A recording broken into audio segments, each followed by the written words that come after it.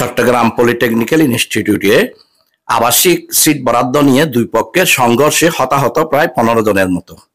তাদের বক্তব্যে এক পক্ষে বলতেছেন যে তাদের বরাদ্দকৃত সিটগুলি অন্য পক্ষ নিয়ে যাওয়ার জন্য দখলকৃত করার জন্য আসছে এবং এই হতাহতের ঘটনা ঘটে।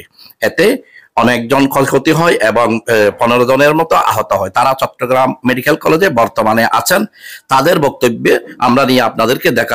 নির্দিষ্ট সময় ফর্ম জমা দিয়ে ওরা সিট পায় না, এটা তো ওদের ব্যক্তিগত ব্যাপার। ওরা ফর্ম নেয় নাই, কিন্তু ওদের কোথা থেকে সিট দিবে? ওরা চাচ্ছে এখানে একটা সিটের বাণিজ্য করতে এবং ক্যাম্পাসের রাজনীতি যুক্ত করতে। আজকে থেকে ভর্তির ছিল, কিন্তু তারা আজকে গিয়ে আবার সেই বাধা দেয়। 50-100 জন আরো বেশি আসতে পারে।